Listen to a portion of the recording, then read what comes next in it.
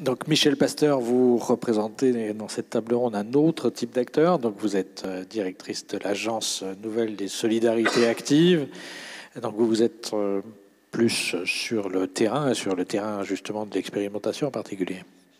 Oui, alors quelques mots rapides sur et ce que vous dites est très en résonance de ce que nous avons vécu et de ce que nous vivons encore aujourd'hui. Alors rappelez que la raison d'être de l'ENSA, qui ont été voulues par nos pères, c'était plutôt des fondateurs il y a 13 ans, c'était effectivement de travailler sur un objet social qui est la lutte contre la pauvreté pour l'inclusion. Donc ça, c'est très important. Nous avons un modèle associatif et qui avait un levier particulier qui était l'innovation et l'expérimentation sociale. Il y a 13 ans, il y avait effectivement, ça a été évoqué ce matin, une évolution de notre Constitution qui donnait ce droit à l'expérimentation au niveau des territoires. Et il y avait le constat que cette capacité d'innovation et d'expérimentation n'était peut-être pas assez prise en compte. Alors, on a effectivement, l'ENSA a commis un début d'expérimentation sur le RSA, puis après, expérimentation qui n'a pas été menée au bout et qui a été transformée, dont la diffusion a été mise en œuvre beaucoup plus rapidement.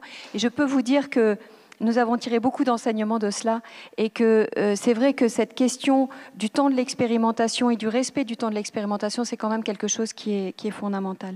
Alors peut-être, ça fait 13 ans qu'on est dans cet environnement-là et je voulais peut-être souligner, et puisqu'on est dans une table ronde conclusive, et remercier ceux qui ont organisé cette table ronde. Pas pour être sympathique, même si ça peut être sympathique, mais c'est parce que je trouve que nous, en tout cas moi qui suis dans le monde de l'innovation, dans mon quotidien, je trouve que ces 2 jours ont été vraiment très significatifs de ce qu'emporte avec elle cette dimension d'innovation et de solutions solidaires, de transformation. Et c'est montrer que ce n'est pas l'affaire que d'une seule structure, ou c'est vraiment une alchimie qu'il faut arriver à trouver entre des acteurs politiques, des acteurs techniques, entre des entreprises. Et je crois que en tout cas, ces 2 jours nous ont montré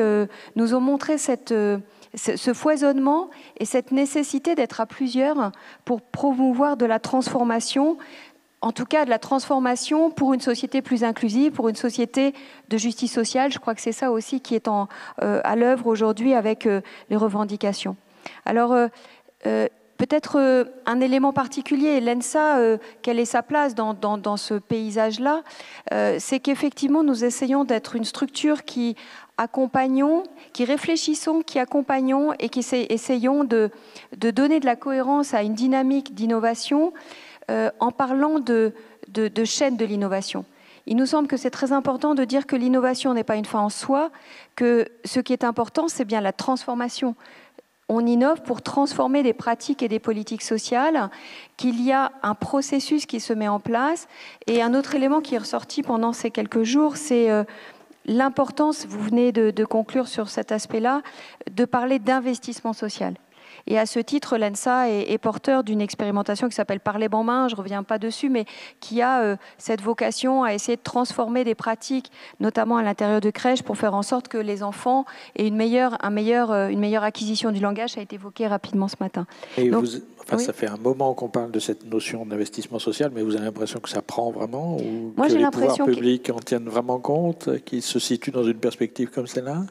Il me semble que ça évolue à la fois au sein du gouvernement. Il y a 2 ans, il y a eu un séminaire national autour de cette question de l'investissement social. Il me semble que ça prend aussi dans les collectivités territoriales. Et il me semble que ça prend parce que on est de plus en plus dans un contexte où il y a de l'interaction entre des acteurs privés et publics. Et donc, il faut qu'on se mette au clair sur cette notion d'investissement. Donc, il me semble qu'aujourd'hui, en tout cas, on est poussé à la roue à essayer d'être dans une dynamique plutôt de prévention et d'essayer de dire que l'investissement d'aujourd'hui, c'est des coûts évités peut-être aujourd'hui, mais surtout pour demain. Et pas seulement des coûts évités, c'est aussi une société qui va mieux, des personnes qui vont mieux, et de fait, c'est un investissement. On investit aujourd'hui sur des routes, sur des lignes TGV. Il faut aussi dire comment est-ce qu'on est en capacité d'investir pour faire en sorte que notre société soit plus inclusive et que nous ayons une vraie cohésion sociale. Donc moi, il me semble que ça évolue. C'est quand même quelque chose qui est fortement posé dans le cadre de la stratégie de lutte contre la pauvreté, donc, qui a été posée par le gouvernement et qui maintenant va rechercher son pilotage dans les territoires. Donc cette dimension est quand quand même très fortement posées. Ça ne veut pas dire qu'on a réussi à transformer le concept de façon très concrète, mais en tout cas, nous y travaillons. Voilà. Peut-être, ce que je voudrais dire, c'est que trois choses, mais en tout cas 2 choses pour démarrer, c'est que dans ce premier temps de parole, c'est que ce qui est important, et on l'a vu, je disais dans le foisonnement, c'est que l'innovation ou la transformation doit se poser dans un écosystème. Et ce mot a été repris par un certain nombre de personnes. Je crois que c'est très important de dire que justement, une innovation, une transformation doit tenir compte de l'écosystème dans lequel il doit se développer. Et pour reprendre un des derniers propos d'une personne dans la salle, il est très important, on a peu abordé ce sujet-là pendant ces 2 jours.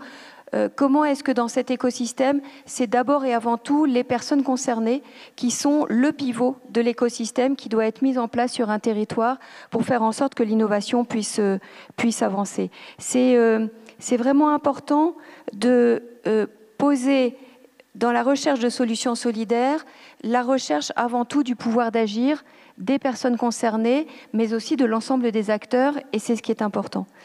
Et si on parle d'écosystème, de fait, on va parler de coopération.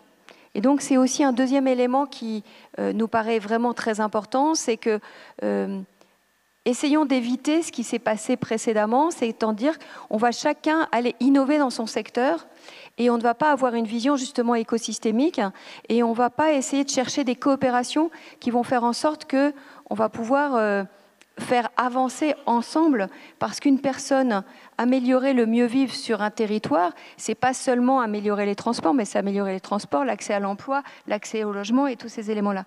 Donc cette dimension de coopération et cette dimension écosystémique, c'est quelque chose qui nous paraît vraiment très très important.